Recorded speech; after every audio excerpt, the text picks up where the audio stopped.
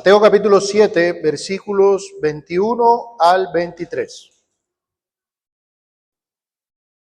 Dice la palabra del Señor: no todo el que me dice, Señor, Señor, entrará en el reino de los cielos, sino el que hace la voluntad de mi Padre que está en los cielos.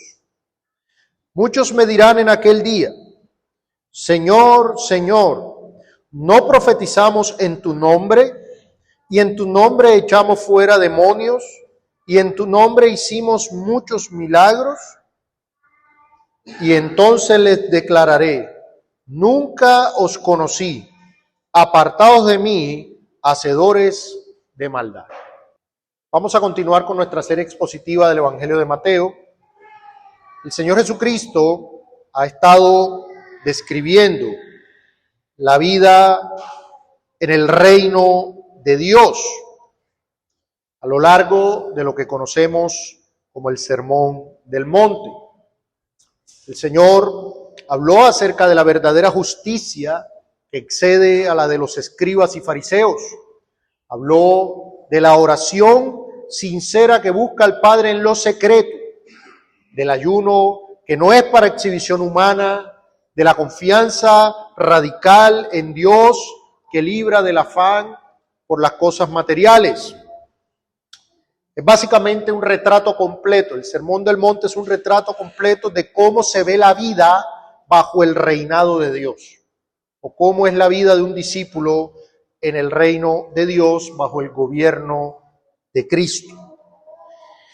Ya llegando al final del Sermón del Monte, vemos que es interesante que el Señor no va terminando el sermón con palabras de consuelo fácil o con promesas sin advertencias. Es interesante.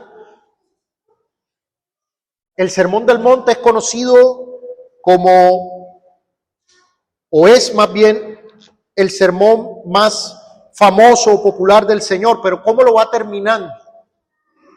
Lo va terminando con advertencias. Lo va terminando de una manera que llama a nuestra atención. Lo va terminando estrechando el camino. Es como un embudo, ¿sí? Se va poniendo angosto. Intensifica las advertencias. Dense en cuenta que terminando, porque el sermón termina en versículo 29, el Señor nos presenta una serie de contrastes que no admiten término medio. Dos puertas, una ancha que lleva a la destrucción,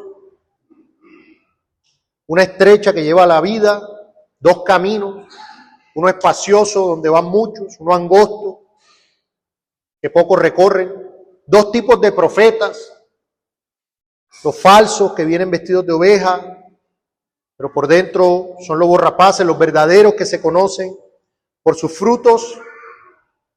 Y finalmente, en nuestro texto se ve dos tipos de discípulos.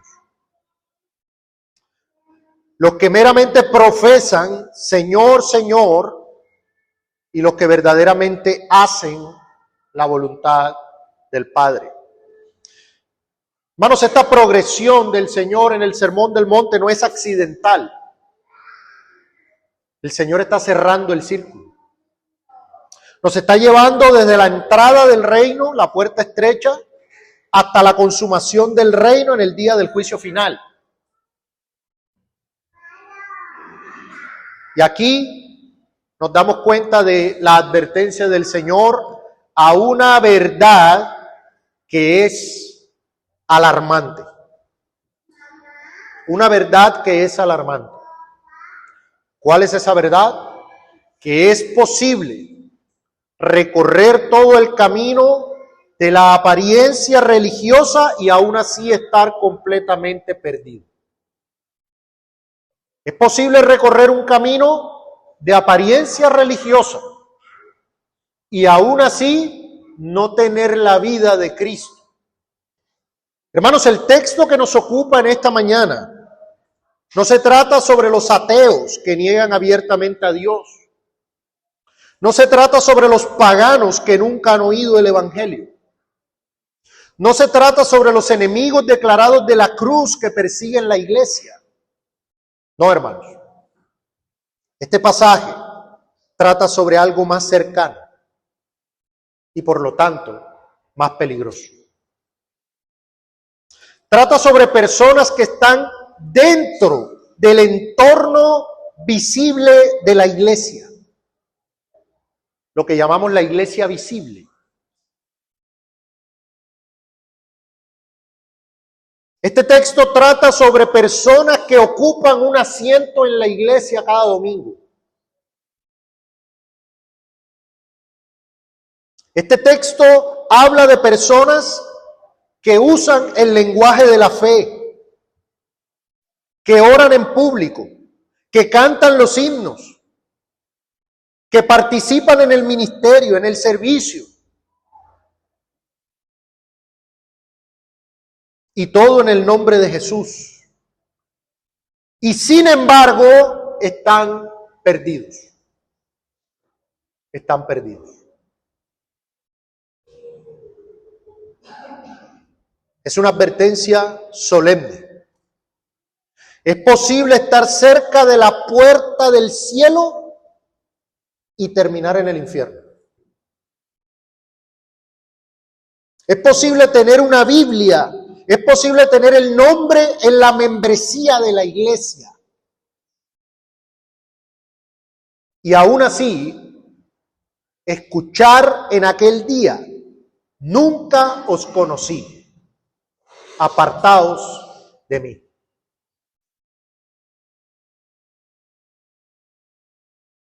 El Señor nos está advirtiendo que la ortodoxia solo en la cabeza, tener la teología correcta, usar las palabras correctas, tener la actividad de las manos, sin la regeneración del corazón, sin una transformación real del ser interior por el Espíritu Santo, no son más que un camino a la perdición.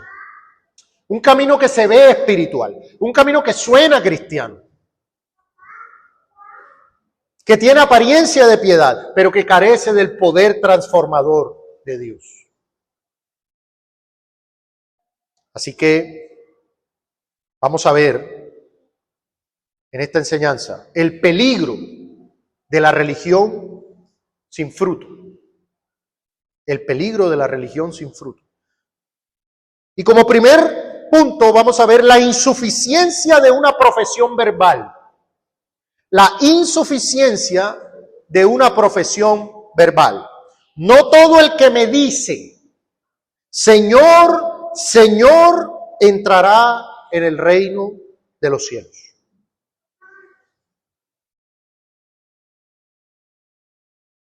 Hermanos, este no es el lenguaje de la blasfemia. Este no es el lenguaje de las sectas. Este es un lenguaje ortodoxo. Observen el título. Señor, Señor. En la cultura hebrea, la repetición de un nombre denota intimidad, urgencia, una afirmación enfática. No es Señor, es Señor, Señor. Estas personas no solo dicen que el Señor Jesús es el Señor, el Kyrios, sino que lo repiten con fervor.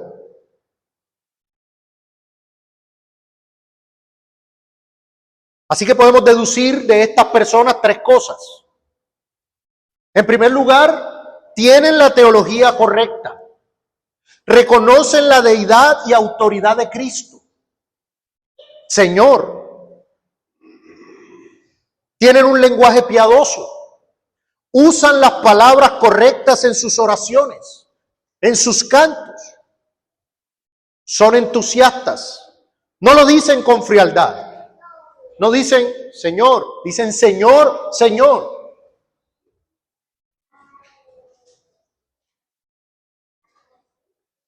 Entonces, mis hermanos, notemos esto.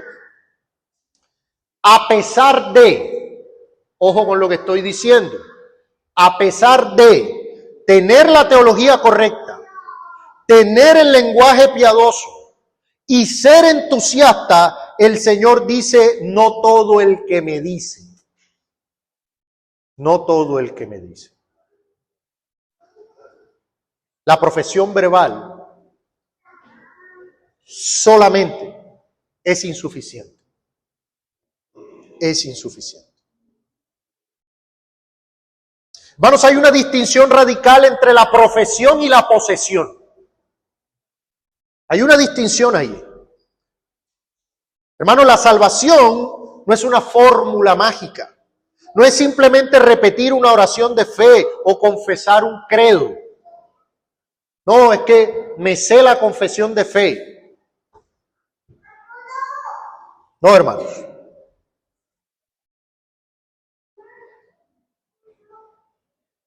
La profesión verbal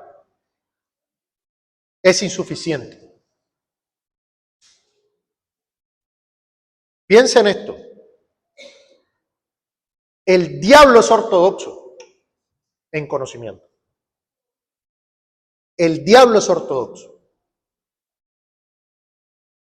Él sabe que Jesús es el Señor. Él tiembla. ¿Usted ha visto los encuentros del Señor con los demonios? Yo sé quién eres. El Santo de Dios. Has venido antes de tiempo para atormentarnos. Saben todo, hermano, a nivel de conocimiento, a nivel de la ortodoxia.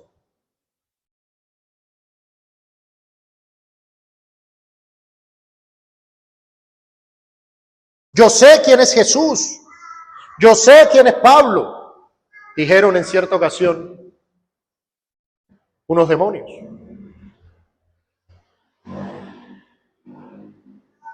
Pero una fe que solo reside en la lengua es una fe muerta. Una fe que solo reside en la lengua, una fe que solo reside en la cabeza, es una fe muerta. Es una fe muerta, no es suficiente. Santiago capítulo 1, verso 22. Santiago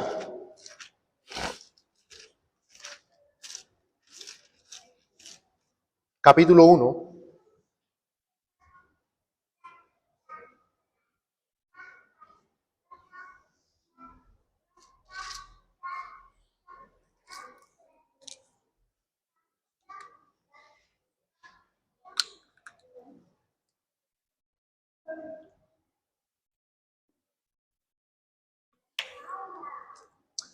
Santiago capítulo 1, verso 22.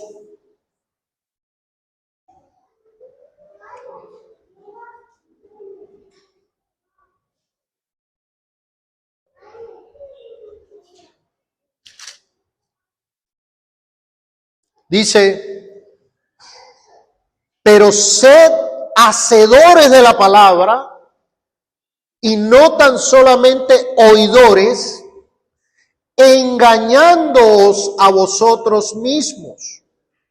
Porque si alguno es oidor de la palabra, pero no hacedor de ella, este es semejante al hombre que considera en un espejo su rostro natural, porque él se considera a sí mismo y se va y luego olvida cómo era. ¿Qué nos está diciendo aquí el pastor Santiago? Sed hacedores y no solo oidores. Hermanos, ¿qué nos está enseñando nuestro buen Dios aquí? Yo quiero, hermanos, que meditemos en estas cosas. Ciertamente esta es una advertencia dura. Es una advertencia fuerte. Pero pensemos en nuestro Dios como ese Padre bueno que quiere que nosotros entendamos esto. Hijo mío, te estás desbalanceando. Porque este es un problema muy de la casa. Hablo de la reforma. Es un problema muy nuestro. El corazón es engañoso, ¿no? Usted tiene la teología correcta, la doctrina correcta, y eso basta. Y la profesión de fe y definir las doctrinas. Pero ¿qué nos dice el Señor? Sed hacedores, no solo oidores. Esa profesión sola no basta. Hermanos, tenemos una generación de oidores exquisitos. Usted llega a un punto en donde la simple enseñanza del hermano en la iglesia local no basta. Ya hay que buscar enseñanza más premium. Le decía el pastor Charles Spurgeon, tú podrás predicar el evangelio mejor que yo, pero nunca podrás predicar un mejor evangelio.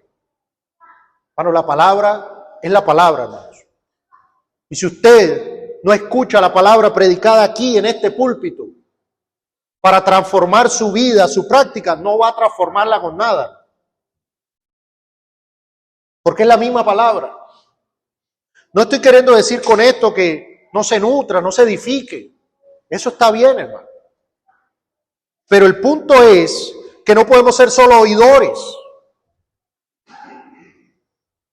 Eso es lo que el Señor está diciendo.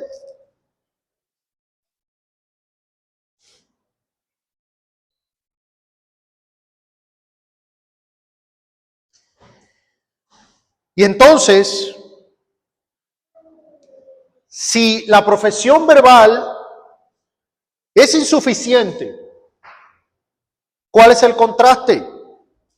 Mire el verso en su parte B. No todo el que me dice, Señor, Señor, entrará en el reino de los cielos, sino, ahí está el contraste, el que hace la voluntad de mi Padre que está en los cielos. Es lo mismo que dice Santiago. No sea solo oidor, sino hacedor. Y es interesante la ilustración que pone Santiago. Santiago pone una ilustración como si uno fuera un espejo, se viera y después cuando se va se le olvidó cómo era uno. Imagínense eso. Yo me miré al espejo y ya no me acuerdo de cómo era. Así nos pasa cada lunes.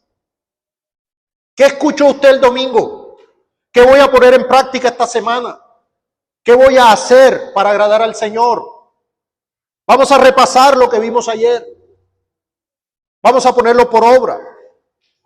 No es solo escuchar. No, muy bueno el sermón. Ojalá lo hubiera escuchado el hermano fulano. No es para transformar mi vida, no le saco provecho. Soy solo un oidor exquisito, tengo un paladar reformado.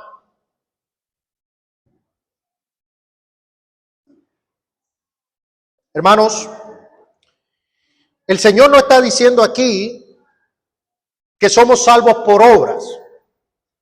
El Señor no está diciendo, ok, la condición para entrar en el reino es las obras. No, somos salvos por la gracia, a través de la fe solamente. Pero la fe que salva nunca está sola. Ojo con esto. Sola fe no quiere decir que la fe está sola. Sola fe implica que la fe es el único medio por el cual recibimos la salvación. Pero esa fe es una fe que obra por el amor. Su fruto es inevitable si es la fe salvadora. Sé que son distinciones finas. A veces nos perdemos. ¿Cómo así? Entonces se necesitan, no se necesitan. Sin santidad nadie verá al Señor. Entonces son necesarias, no son necesarias. Son necesarias en tanto que prueban que hemos creído realmente. Ahora, para justificar no son necesarias, el único medio es la fe, pero esa fe obra. Esa fe mostrará luego el fruto. Hermanos, la fe es la raíz y el fruto es la obediencia. El Señor no está enseñando salvación por obras, está enseñando que la obediencia, que el fruto, que el hacer la voluntad del Padre es la evidencia necesaria e inevitable de un corazón que ha sido regenerado. Si usted hace parte de este reino, usted va a tener obediencia, va a tener fruto de justicia. Aquellos a quienes Dios justifica, también los santifica. También los santifica. No son dos grupos diferentes, hermanos. Los justificados y los santificados. Es el mismo grupo. La justificación es el acto legal donde Dios nos declara justos. Y la santificación es el proceso progresivo de hacernos santos. Pero es el mismo grupo. Son los mismos discípulos. Son inseparables en la experiencia del verdadero creyente.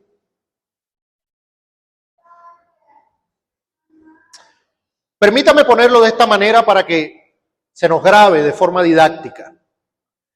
La fe que justifica es una fe que obra. La fe verdadera, la fe que justifica es una fe que obra.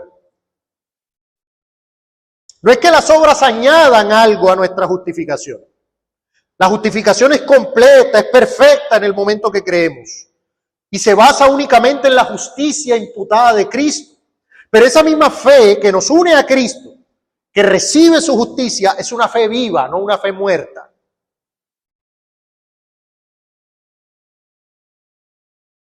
Como decía el reformador Juan Calvino, la fe fantasma. Una fe fantasma, ¿no? Una fe que no se puede ver, que no tiene fruto. Pues esa fe fantasma no es la fe que salva. ¿Sí? La fe fantasma que tuvo Simón el Mago. La fe fantasma que tuvo Judas. La fe fantasma de Demas. La fe fantasma del rey Saúl. Esa no es la fe que salva.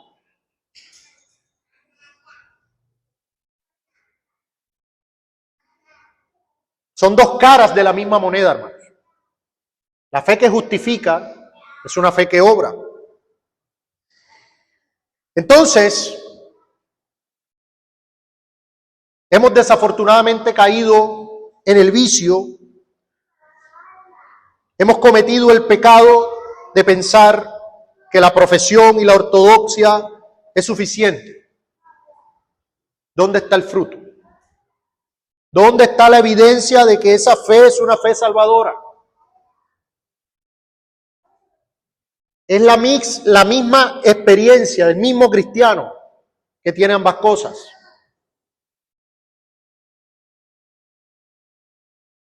Permítanme traerles un caso.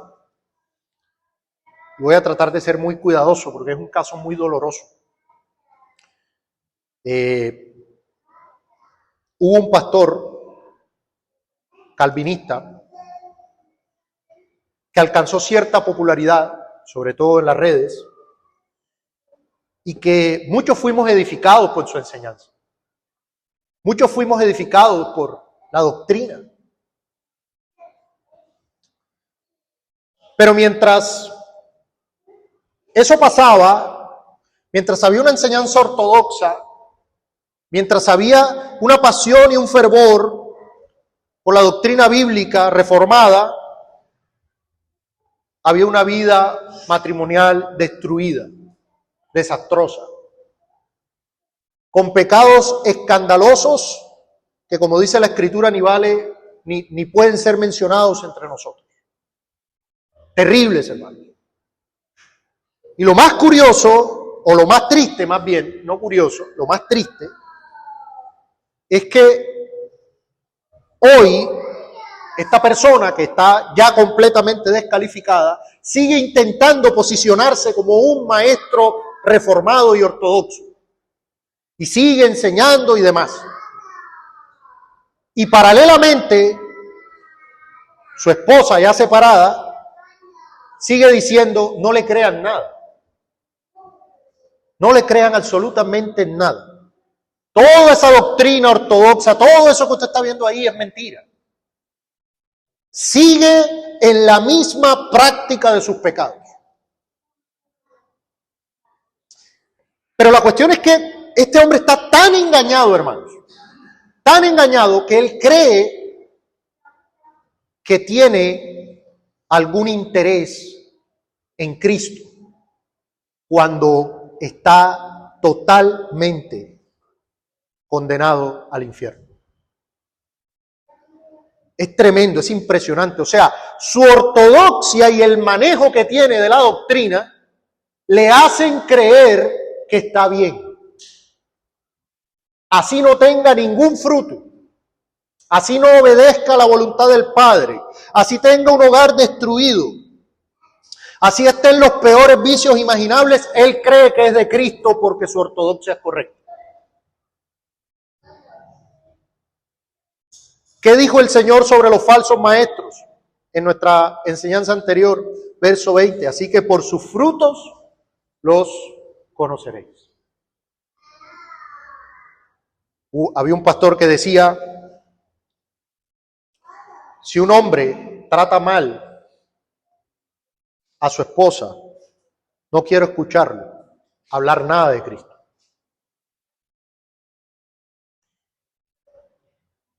Ahora bien, dice el Señor, el que hace la voluntad de mi Padre que está en los cielos. ¿Qué es hacer la voluntad del Padre? ¿Es obedecer las 623 fiestas de la ley civil o ceremonial judía? ¿Qué es hacer la voluntad del Padre? El Señor nos dice en Juan capítulo 6, vamos allá, Juan capítulo 6.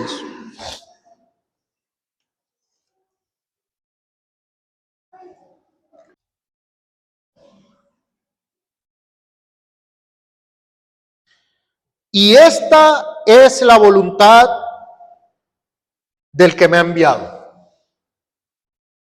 ¿Cuál es la voluntad de Dios? Para hacerla. ¿Qué es lo que debe hacer el hombre? Primariamente.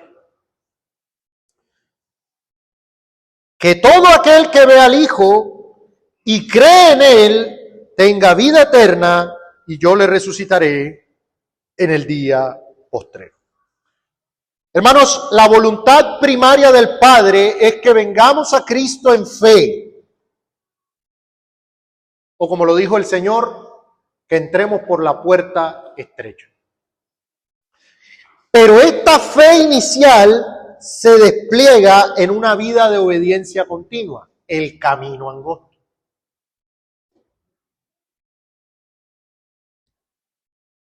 El apóstol Juan dijo en su primera carta, y en esto sabemos que nosotros le conocemos, si guardamos sus mandamientos. El que dice, yo le conozco, y no guarda sus mandamientos, el tal es mentiroso y la verdad no está en él. Hermanos, Juan establece una conexión directa entre conocer a Cristo y obedecer a Cristo.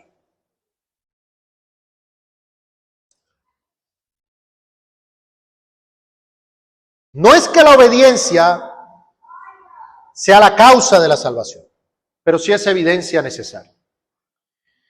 Pero permítame ser claro para evitar malos entendidos, hermanos. Ningún cristiano obedece perfectamente en esta vida.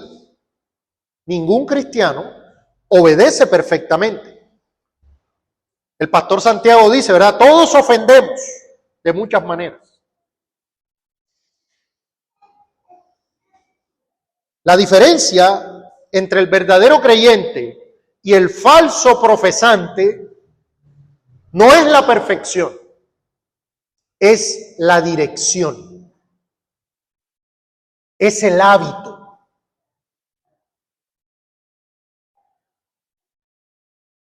Hace poco estaba en un supermercado, usted ha tenido esa experiencia, seguramente le ha pasado, usted va al supermercado y agarra un carrito.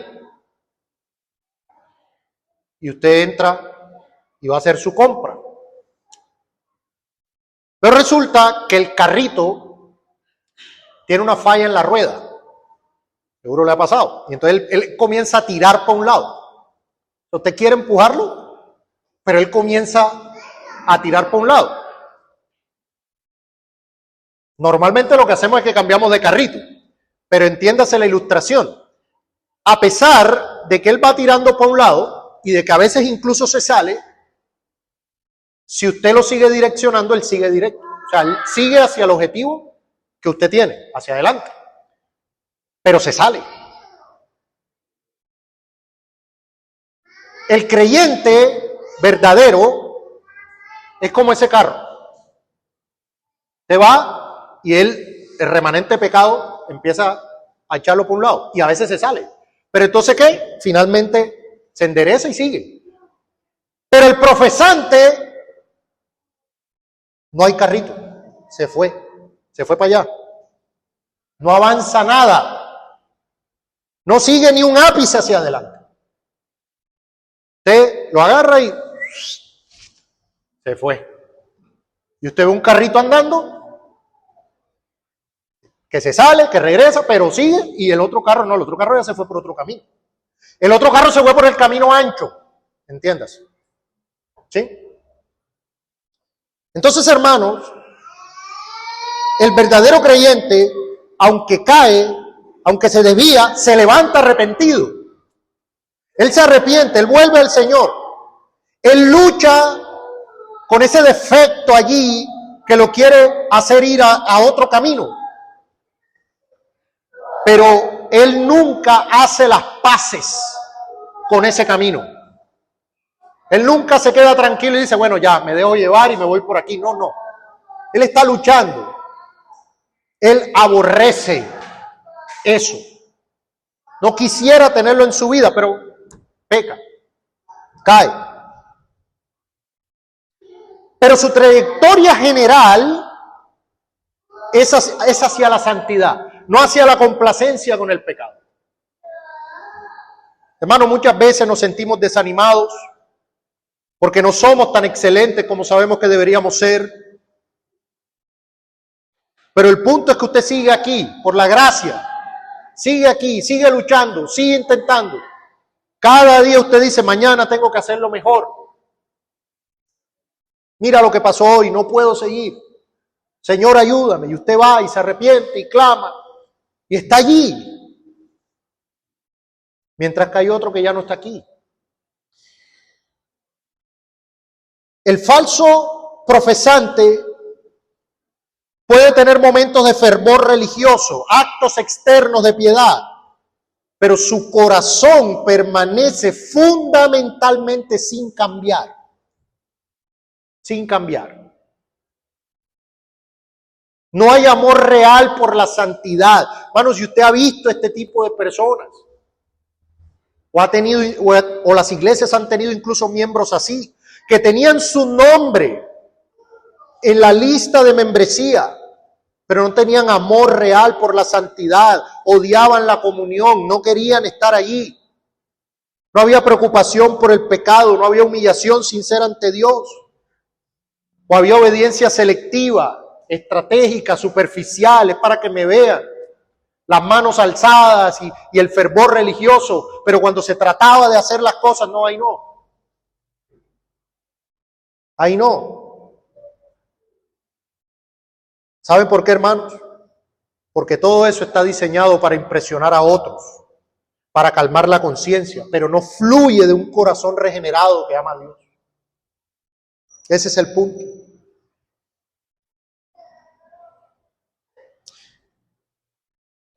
Hermanos, cuando estamos unidos a Cristo por fe, participamos no solo de su justicia, sino también de su poder para santificación. Es imposible tener lo uno sin tener lo otro. Por tanto, cuando el Señor dice, el que hace la voluntad de mi Padre entrará al reino, no está añadiendo un requisito de obras, está describiendo cómo se ve la fe salvadora auténtica en la práctica. La fe verdadera se expresa en obediencia. No es una obediencia perfecta, como ya lo explicamos, pero sí una obediencia genuina, perseverante, creciente, que se esfuerza, que lucha. Y esa es la gran diferencia, hermanos. Los que dicen, Señor, Señor, tienen una fe nominal. Esa palabra es muy interesante. Son términos filosóficos, nominal. Es decir, es algo solo de nombre, pero en el fondo no tiene nada.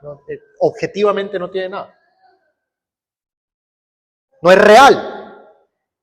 Pero los que hacen la fe o los que hacen la voluntad del Padre tienen una fe vital, una fe viva, que obra. Una cosa es la fe nominal y otra cosa es la fe viva.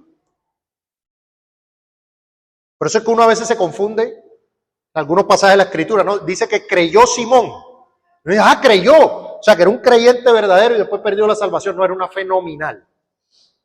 Era una fe profesante. Pero no era la fe salvadora. ¿Cuál es la voluntad del Padre? Comienza con el arrepentimiento y la fe en el Hijo, pero se extiende a una vida de santidad. La persona que diga, Señor, Señor, pero vive en un desprecio sistemático y habitual por los mandamientos de Dios, está demostrando que su confesión es mentira. Es mentira.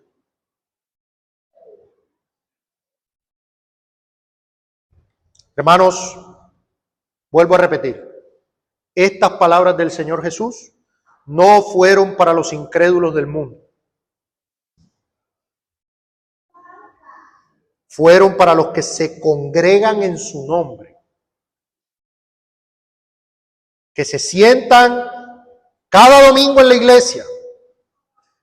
Que levantan las manos en adoración, que invocan su nombre. Esta advertencia es para nosotros. Es para nosotros. Debemos tener especial cuidado. Aquellos que tenemos responsabilidades en la enseñanza, por ejemplo. ¿Por qué?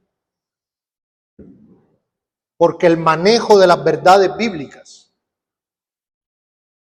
pueden hacer que uno se engañe al no tener fruto. Al no tener fruto. Y eso es terrible. Es como si uno mismo se pavimentara el camino a la perdición.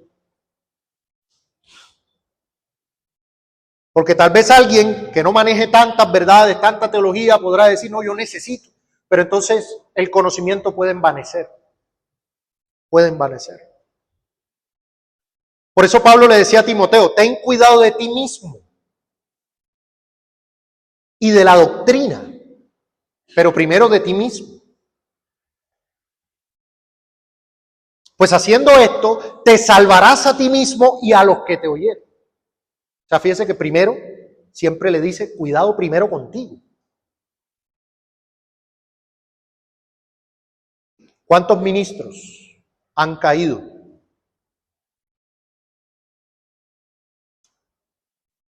Es lamentable, hemos tenido varios casos sonados en estos años. Estaban tan ocupados alimentando a otros que ellos se murieron de hambre.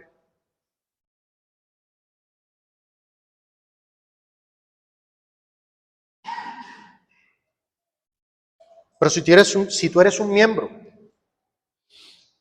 tienes tu nombre allí, ¿no? En las actas de membresía. Vienes cada domingo.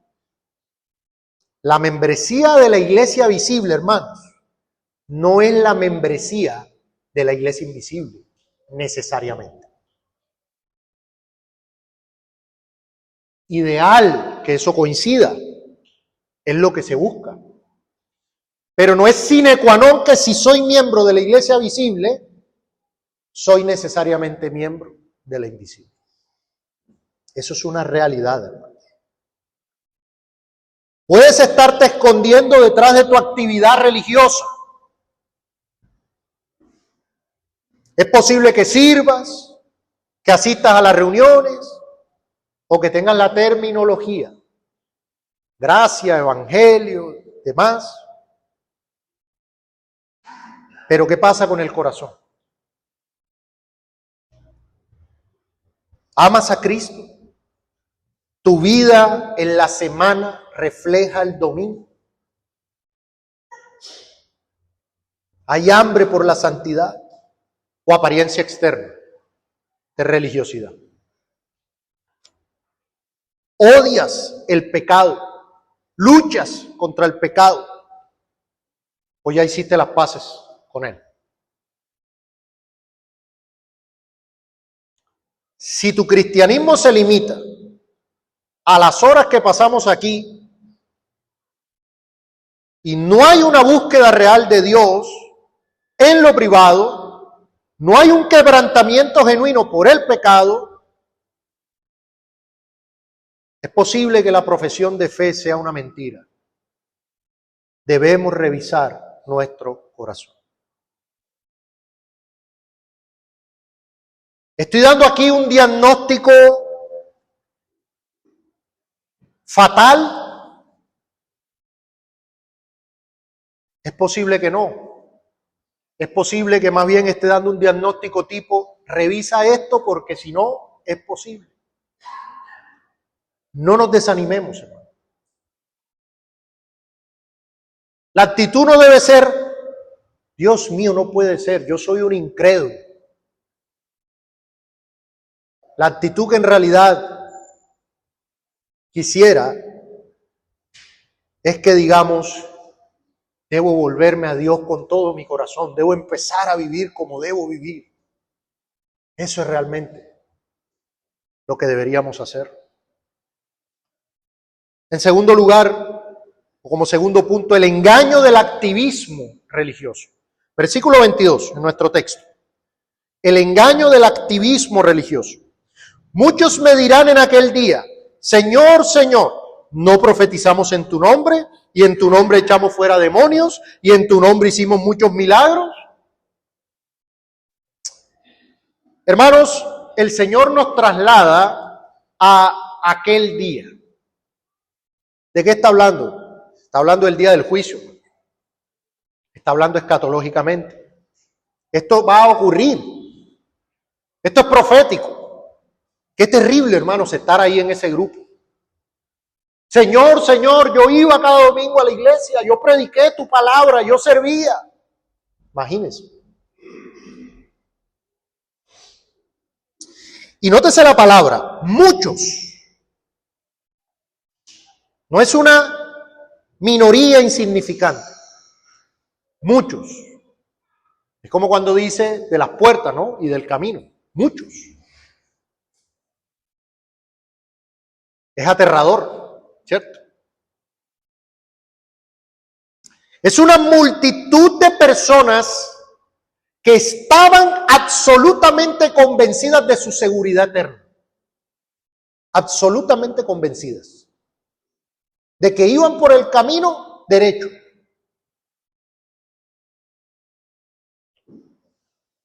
Ellos no presentan, y aquí es donde viene la clave, ellos no presentan argumentos relacionales.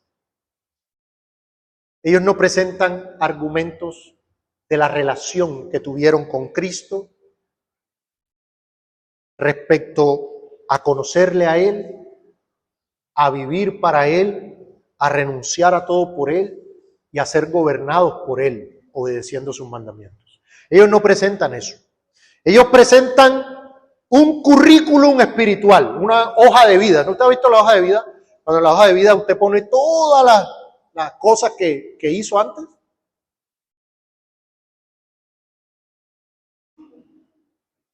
Profecías. Hermanos, ahí en ese día habrá muchos predicadores elocuentes. Habrá muchos predicadores elocuentes. Exorcismos, milagros.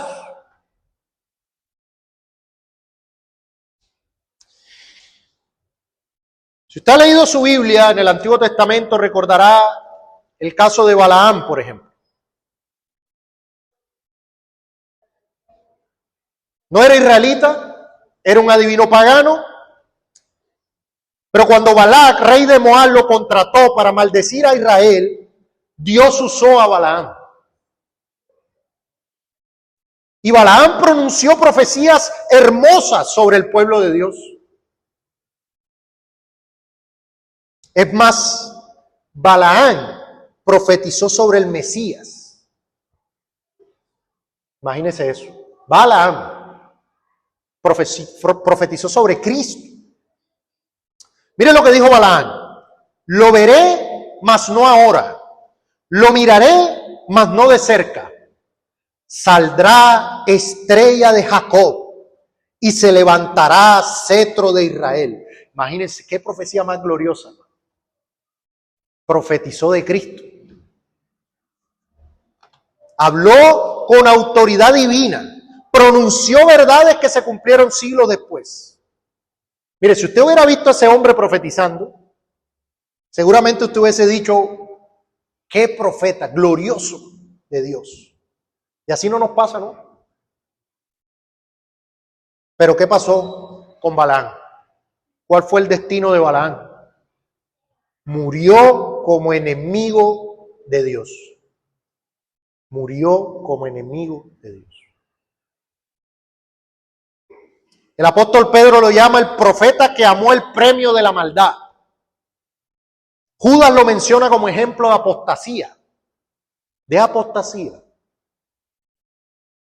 Apocalipsis lo identifica como el que enseñó a Balac a poner tropiezo a los hijos de Israel. Balaam profetizó en el nombre de Dios, pero su corazón codiciaba las riquezas. No tenía amor por Dios. ¿Cuál es el principio que aprendemos ahí? Que es posible ser usado por Dios y no pertenecer a Dios. ¿Qué decir de Saúl? ¿Te recuerda, verdad? El Espíritu de Dios vino sobre Saúl con poder y él profetizó entre ellos. ¿Cómo comenzó su reinado? Gloria, poder de Dios. Profetizó, lideró al pueblo, victorias militares. ¿Pero qué pasó? Que la verdadera naturaleza de Saúl se reveló. Se reveló. Tenía una obediencia que era selectiva. Saúl obedecía, pero obedecía a medias, como quería. Así no nos pasa hoy, hermanos. No, este mandamiento me gusta, este no. El domingo sí para la iglesia para que no hablen de mí, pero acá en la casa no, acá no nos pasa. Se complace Jehová tanto en los holocaustos y víctimas como en que se obedezca a las palabras de Jehová. Ciertamente el obedecer es mejor que los sacrificios, dice el Señor. Prestar atención que la grosura de los carneros. Saúl fue ungido, profetizó, reinó sobre el pueblo de Dios. ¿Y cómo terminó? Consultando a la bruja de Endor, a la medium. Murió en rebelión con Dios. Murió en rebelión con Dios. Hermanos, los dones espirituales, o por lo menos la apariencia de ellos, no son garantía de la gracia salvadora. No son garantía. Es posible hablar bien y no tener temor de Dios. Ser usado para bendecir a otros y ser un extraño para Dios. Hermano, Judas salió a predicar, sanó enfermos, echó fuera demonios con los otros 11. Él tenía el ministerio, pero no tenía al maestro.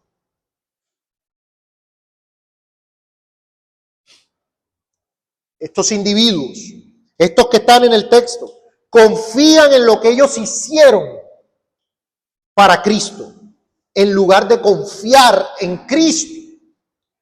Son dos cosas diferentes. Es que yo hice salvación por obras. Pero ¿qué hizo Cristo por ellos?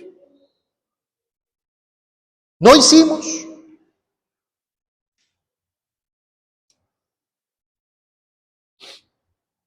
Hermanos, el activismo religioso puede ser el escondite para un corazón impenitente. El activismo religioso puede ser el escondite para un corazón no arrepentido. Uno puede estar tan ocupado trabajando para Dios que nunca se detiene a pensar si de verdad conoce a Dios. Hermano, ¿estamos diciendo que no hay que trabajar duro, con fervor, por la iglesia? No. Pero debe haber una raíz primero. Una relación con Dios que por amor me lleva a servirle. No hacer para luego decir, es que yo hice, es que yo hice, es que yo hice. Eso es religión sin fruto. ¿Sí? Por eso es que usted ve, hace poco caminaba hacia el parque a llevar a la niña por la casa y estaban los testigos de Jehová de casa en casa, iban caminando y yo meditaba y yo decía, ¿cómo se esfuerzan? Se esfuerzan más que nosotros en llevar su falso mensaje y cómo nosotros no nos esforzamos por... Pero todo ese activismo no va a servir de nada. Señor, Señor, en tu nombre, nunca los conocí. Nunca tuve una relación con ustedes. Ese activismo religioso es una religión sin fruto.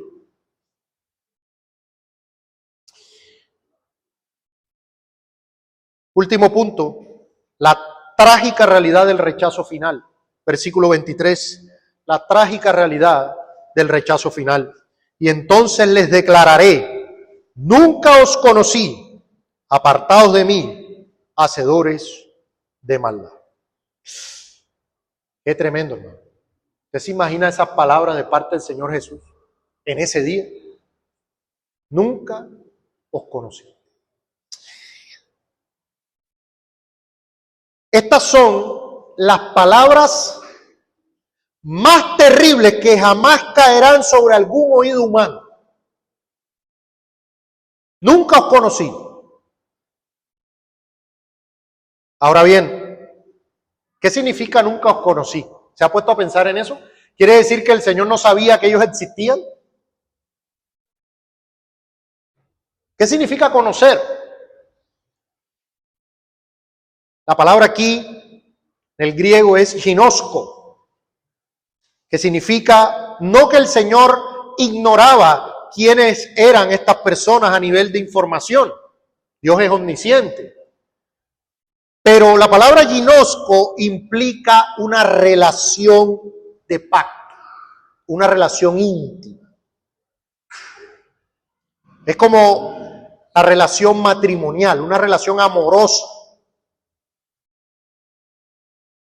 El Señor está diciendo, cuando les dice esto, nunca os conocí, lo que el Señor les está diciendo es, no tengo una relación con ustedes. No son de mi pueblo, no son de mi redil. No hay ningún tipo de unión entre nosotros. Ustedes no son mi esposa. No tenemos relación de pacto. ¿Se acuerdan cuando estudiamos de los pactos? O usted está en Adán o está en Cristo. Usted es de otro.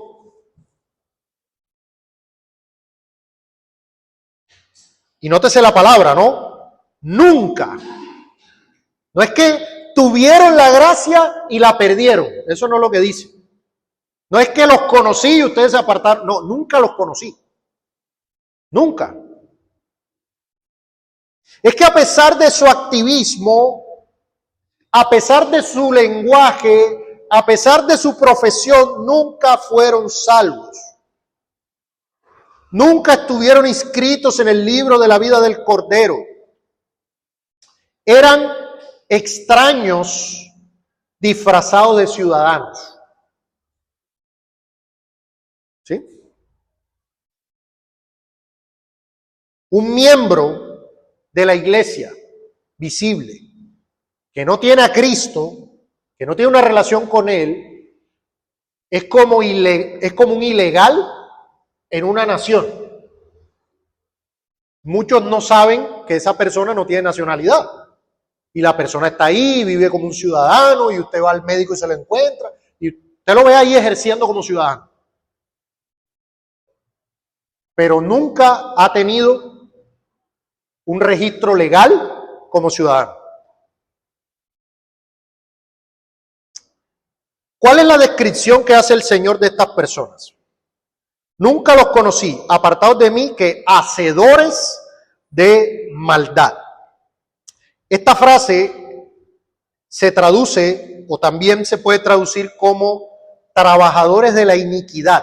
Anomia es la palabra que se usa allí. Sin ley, anomia, sin ley. Mientras hacían milagros, vivían en rebelión contra la autoridad de Cristo. Su vida privada era una contradicción con su plataforma pública. Reclamaban la libertad de la gracia, pero para vivir en el libertinaje del pecado. Volviendo al caso que les comentaba, de este pastor que tenía precisamente es que el caso es muy ilustrativo, y por eso lo traigo.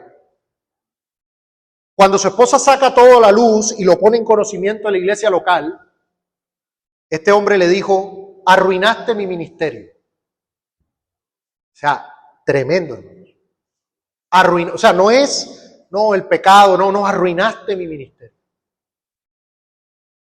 Tal cual, una persona sin ley, una persona que usaba la gracia para vivir en el libertinaje.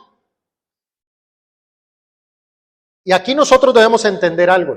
Usted ve esos grandes ministerios proféticos, carismáticos, llenos de supuestos milagros. No importa cuán sobrenatural parezca un ministerio, si la vida no está marcada por la práctica habitual de la justicia. Si allí lo que hay es pecado, no importa el activismo, no importan los supuestos milagros, no importa nada de eso. Un hacedor de maldad es un hacedor de maldad. El reino de Dios no se hereda con activismo, sino con un corazón transformado. Así que, ¿qué aprendemos, hermanos? ¿Qué podemos aplicar? Hermanos, los que verdaderamente son de Dios son llamados, justificados y necesariamente santificados. La santificación no es opcional. Es el sello de la autenticidad. Dios no puede ser burlado por la apariencia externa. Él mira el corazón. El juicio final no será una revisión de las actas de membresías eclesiásticas. Será la exposición de si había o no unión real con la vid verdadera. Este sermón, hermanos, no es para el vecino. Y primariamente ni siquiera es para la visita. Primariamente. Es para todos, pero primariamente es para nosotros. Es para este siervo que está predicando, es para el que está haciendo la puerta, es para los que sirvieron aquí, es para los que están en la dirección y es para cada uno de los miembros que están sentados.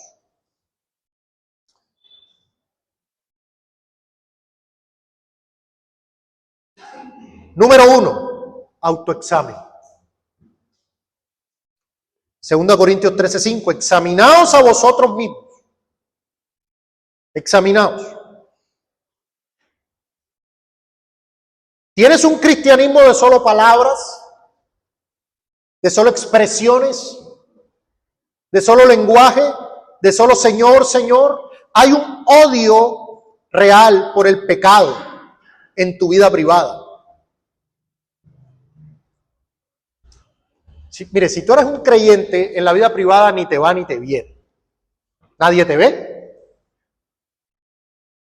Si no eres creyente, correcto. Si no eres creyente en tu vida privada, ni te va ni te viene. Nadie te está viendo. Pero el domingo hay que ir porque me están viendo. Pero si usted eres un creyente genuino, allá en privado usted está mal con ese pecado ahí. Usted dice, no quiero esto es una plaga en mi vida. Y necesito mortificarlo.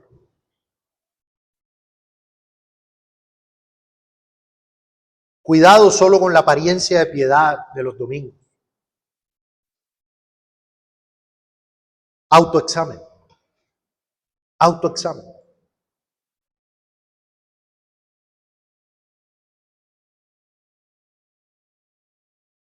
Ahora, hermanos, yo no quiero cerrar esta enseñanza sin una nota de consuelo, porque hay creyentes sinceros que seguramente sufren con esto.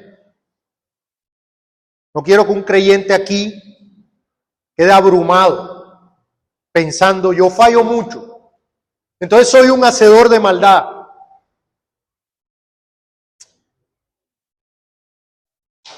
Los hacedores de maldad de este texto son personas arrogantes que confían en sus propias obras. Señor, hicimos esto, hicimos esto, hicimos esto.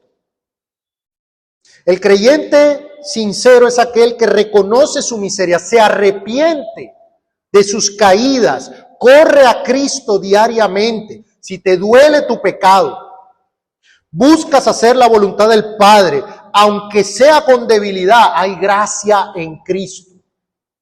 Hay gracia en Cristo. Entonces, si te das cuenta que has estado jugando a la religión, arrepiéntete. Arrepiéntete, clama al Señor y procura vivir dando el fruto. Vive según tu identidad, no según lo que no es tu identidad. Eres un discípulo genuino. Vive obedeciendo a tu Señor. Para concluir, el peligro de la religión sin fruto es que es el camino más cómodo hacia el infierno. Hermanos, ¿qué es más difícil? Desde la perspectiva nuestra, que se convierta un pecador hundido allá en la maldad o que se convierte un religioso de una secta. Ese es el peligro, hermano. Que es que se cree que por la religión, por el activismo, se tiene parte o suerte en el reino de Cristo. Hay personas viajando al infierno, rodeados de luces cristianas, de música, de adoración, supuestamente cristiana.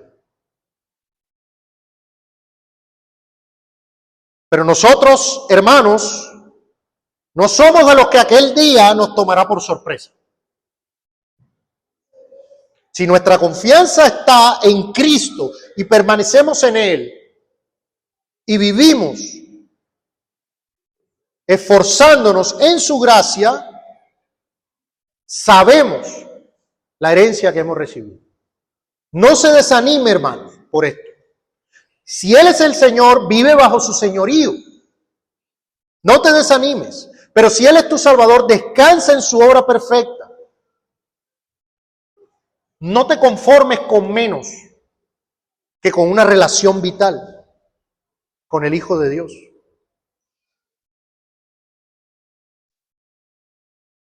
Hoy vamos a tener que orar. Perdónanos, Señor, por la religiosidad sin fruto. Así que hay una segunda frase, no está aquí, pero está en otro lado de la Biblia, que el Señor Jesucristo le va a decir a aquellos que sí conocen. Y esa es la frase que nosotros queremos escuchar. ¿Cuál es la frase? Bien, buen siervo y fiel. Entra en el gozo de tu Señor.